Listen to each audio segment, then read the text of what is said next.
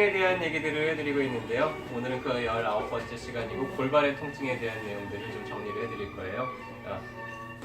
골반에서 나타날 수 있는 통증들은 근육통도 있을 거고 우리가 흔히 이제 좌골신경통이라고 하는 것들 많이 들어보셨을 거예요. 그리고 몇 가지 이런 점액량에서 나타나는 통증들이 있고요. 그 다음에 골반 주변에 있는 인대에서 나타나는 통증들이 있을 거고 골반 관절에서 나타날 수 있는 통증들이 있습니다. 각각 어떤 특징들이 있는지 좀 짚어드릴 거고 그리고 그 통증들을 우리가 어떻게 관리해 나갈지 그런 거에 대해서 간단하게 정리를 해드릴 거예요. 자, 골반은 이런 모양으로 생겼어요. 등 뒤에서 보면은 허리를 받치고 있는 천골이라는 게 있죠. 그리고 그 천골 주변을 둘러싸고 있는 장골이 있습니다. 앞에서 보면은 그게 이렇게 내장기를 떠받들고 있는 그런 모양을 하고 있죠. 이 안에는 우리 장, 소장이나 대장이나 뭐 자궁이나 방광이나 이런 것들이 이제 담겨 있게 되죠. 가만히 보면은 이제 관절들이 몇 개 있는데 요 천골하고 장골하고 만나는 여기 요 관절 우리가 천장관절이라고 부르고요. 여기도 관절염 때문에 이제 허리나 엉덩이 쪽으로 통증을 좀 잘 나타내는 편입니다. 요 치골결합에 있는 여기도 관절면을 이루고 있는데 이건 남자분들은 별로 문제가 안 생기는데 여자분들은 좀 문제가 생기기가 쉬워요. 왜 그럴까요? 아기를 낳는 과정에서 이게 벌어졌다가 다치는 과정에서 좀 문제가 생겨서 이제 그러는 경우들이 있고요. 또 이 고관절 자체에 또 문제가 생겨서 나타나는 경우들도 있겠죠. 엉덩이 주변에는 이런 근육들이 있어. 가장 주된 근육들은 우리 둔근, 대둔근이 있고 중둔근이 있고 소둔근이 있고 이런 세 개의 이제 둔근에서 나타나는 문제가 가장 흔하고요. 그 사이사이에 보면은 이런 조그만 근육들이 있는데 그 근육 사이로 이 굵은 신경이 하나 내려오는 걸 잘 봐두세요. 이게 좌골신경이에요. 좌골신경이 근육 사이에서 빠져나오고 있습니다. 또 근육 사이사이에서 금기신경이라든지 이런 조그만 신경들이 이제 나가고 있죠. 자, 그래서 엉덩이 쪽에서 나타날 수 있는 골반 쪽에서 나타날 수 있는 가장 흔한 통증은 역시 근육통이에요. 그래서 대둔근이 뭉쳐있을 때 어느 자리가 뭉쳐있느냐에 따라서 항문 주변만 아플 수도 있고 앉아있는 자리나 꼬리뼈 쪽이나 옆쪽으로 이렇게 동시에 통증이 나타날 수 있고 어디가 뭉쳤는지에 따라서 통증이 나타날 수 있는 지도가 조금씩 달라집니다. 중둔근도 마찬가지로 어디가 뭉쳤느냐에 따라서 허리 가운데가 아프기도 하고 혹은 위아래로 쭉 아프기도 하고 엉덩이 쪽만 아프기도 하고 이렇죠. 소둔근이 뭉치게 되면 조금 특징적으로 다리를 이렇게 쭉 당기는 느낌이 내려가요. 당기는 느낌이 내려가기 때문에 이런 거를 보고 우리가 디스크로 좀 오인하는 경우들이 있어요. 허리에서부터 다리까지 쭉 내려가기 때문에. 근데 알고 보면 이제 이런 근육통인 경우들도 많이 있죠. 근육통하고 우리가 디스크 신경통을 어떻게 구별할 수 있을까요? 보통은 그 느낌이 좀 달라요. 근육통인 경우는 근육이 굳어가지고 나타나기 때문에 이게 늘어나는 방향으로 움직이려고 할 때 땡기는 느낌으로 나타나요. 해서 내가 걸어다니는데 뭐가 이렇게 쭉 땡기는 것처럼 나타난다 그러면은 신경통이라기보다는 근육통일 가능성이 더 크고요. 신경에 건드려지는 디스크나 협착증 때문에 이제 신경에 건드린다 그러면은 뭐가 찌릿하고 내려간다든지 아니면 뭐가 이제 감각이 점점 둔해진다든지 힘이 빠진다든지 이런 식으로 이제 나타나기가 더 쉽겠죠. 요방형근이 뭉치게 되면은 골반 옆쪽으로 해서 이렇게 통증이 나타날 수 있고요. 그 다음에 이제 우리 햄스트링 머슬들, 우리 운동 선수들 중에서 이렇게 햄스트링이 다쳐가지고는 문제가 생기는 경우들 많죠. 박찬호 선수도 여기가 문제가 생겨가지고는 결국엔 계속 재활 훈련을 받다가 안 돼서 이제 은퇴를 하게 됐죠. 그래서 이 햄스트링 머슬 움직이다 보면은 요 좌골 쪽이 문제가 생기는 경우도 있고요. 그럼 통증이 이 엉덩이 쪽에서부터 이렇게 쭉 다리 뒤로 당기듯이 나타나요. 이런 통증들을 가지고 있는 분들도 꽤 많은 편이에요. 근데 앉아 있으면은 좌골 쪽 여기 문제가 있는 부위가 눌리기 때문에 오래 앉아 있다 보면은 더 당기고 아프다든지 이런 식으로 표현을 하겠죠. 앉아있으면 아픈 경우들 중에서 조금 더 흔한 경우는 여기 점액낭에 염증이 생기는 경우들이에요. 점액낭이라고 하는 거는 우리 뼈하고 피부가 바로 닿아 있으면 이런데 팔꿈치 같은데 이렇게 벽에 잘 문질러지잖아요. 좌골, 우리 엉덩이 뼈. 앉아있으면 뼈가 엉덩이에 딱 닿는 부위가 있을 거예요. 그 뼈 밑에 이런 주머니, 쿠션이 없으면은 계속 앉아있다 보면 또 피부가 좀 까질 수도 있을 거예요. 그래서 그런 거를 방지하기 위해서 우리 몸에는 피부가 특히 이제 이런 바닥에 좀 닿는 그런 뼈가 튀어나온 부위들에는 다 이런 점액낭이라는 조직들이 있어요. 어떤 쿠션 작용을 하죠. 근데 이게 자꾸 문질러지다 보니까는 여기가 염증이 생겨요.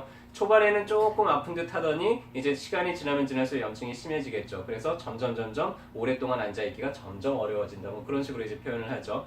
우리 뼈 닿는데 또 여기에도 옆으로 누우면은 여기가 가장 튀어나와 있잖아요. 그래서 여기도 점액낭이 있어요. 그래서 옆으로 누워 있으려 그러면 여기가 아프다든지 아니면 여기에 힘을 주면은 여기가 점액낭이 근육에서 눌리면서 그러면서 이제 여기가 뭐 땡기듯이 아프다든지 이런 식으로 말을 하게 됩니다. 이런 경우는 침을 여기다가 콕콕 찔러가지고는 점액낭이 좀 이렇게 순환되게 만들어주면 또 쉽게 낫는 편이죠.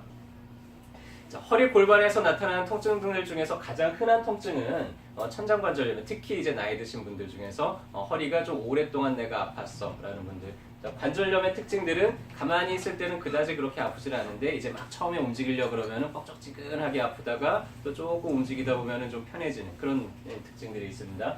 처음에는 이 엉덩이에서 허리 주변까지 이런 식으로 아파요. 시간이 조금 더 지나면은 통증이 더 염증이 심해지면 이제 주변에 있는 신경들을 자극을 하기 때문에 이제 종아리 밑에까지 우리 오금중이까지 내려오다가 더 심해지면은 나중에 이제 발목까지 내려오는 이런 식으로 이제 발전을 하게 되죠. 아까 이제 치골 여기에가 염증이 생기는 경우는 그렇게 이거는 흔하지는 않은데 이 경우는 그냥 특징적인 보행으로 우리가 알 수가 있어요. 이제 걸으면은 여기가 좁아지니까는 그냥 이렇게 우리가 다소곳하게 걷기가 좀 어려워요. 그래서 약간 팔자로 좀 이렇게 좀 뒤뚱거리는 식으로 걸으면 편하니까 그런 걸음걸이를 보인다 그러면은 여기에 이제 염증이 있는 거겠죠. 아주 가끔씩 보게 됩니다. 이런 분들은. 자, 허리에서 이제 가장 많이 들어본 것 중에 하나는 여러분들이 좌골신경통일 거예요. 좌골신경통, 좌골신경통 많이 들어봤을 텐데 이 좌골신경통이라는 건 그냥 하나의 증상을 나타내는 거지 어떤 병증을 나타낸다기보다는 그냥 일반적으로 나타나는 하나의 증후군, 병증을 나타내요. 좌골신경이라는 거는 허리 4번, 5번, 그 다음에 이제 S1, 2, 3 이렇게 5개의 허리에서 나오는 신경들이 모아져 가지고는 엉덩이를 뒤쪽을 쭉 타고 내려가요. 그래서 이 좌골신경 어딘가에 문제가 생기면 허리에서부터 엉덩이 다리까지 쭉. 자, 신경통이니까 어떤 느낌이라고요? 저려요. 찌릿찌릿. 그래서 어떻게 움직이면 뭐가 찌릿하고 내려가고 어떻게 하면은 다리가 좀 절절절 감각이 좀 둔하다든지 이렇게 신경의 특징적인 어떤 그런 감각이 나타나게 되죠. 가장 흔한 거는 허리에서부터 눌리는 경우, 디스크가 나와서 눌린다든지 아니면은 협착증이나 퇴행성 관절에 의해서 신경이 눌리게 되는 경우, 이런 경우들은 좀 치료가 오래 걸리죠. 근데 아까 제가 잠깐 그 근육들 사이로 좌골신경이 내려오는 거를 봐두라고 그랬잖아요. 그게 뭐냐면 이제 이상근이라고 하는 근육 밑에서 이 신경이 눌리는 경우들이 있어요.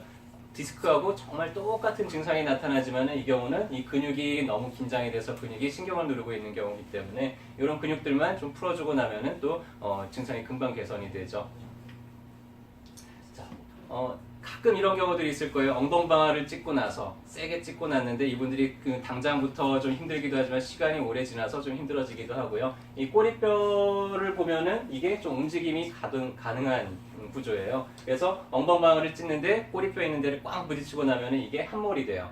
자, 그러면은 이런 분들은 어디 앉아 있을 때 되게 좀 힘들어요. 그래서 특히나 이제 좀 엉덩이를 이렇게 빼고 앉으면 좀 편하기 때문에 이러고 앉는다든지 아니면 자꾸 엉덩이 한쪽을 좀 들고 앉는다든지 근데 이렇게 뒤로 앉으려고 그러면 너무 아파요 거기가. 그래서 그런 분들 중에서 과거에 이렇게 내가 엉덩방아를 세게 찧었다 그러면은 이 꼬리뼈가 함몰돼서 나타나는 경우들이 있고요. 그러면 어디 앉지를 못하니까 이렇게 방석 깔고 앉는다든지 앉는 거를 되게 주저주저하게 되죠. 이런 경우들은 한문적으로 손가락을 집어넣어 가지고는 이 꼬리뼈 자체를 바로 이렇게 제 위치로 정복을 시켜주는 방법이 있어요. 그래서 그렇게 한두 번 정도 치료받고 나면은 뭐 10년씩 어디 앉아있기가 어려웠는데 뭐 갑자기 이렇게 막 편해지고 이런 경우들도 많이 생기죠.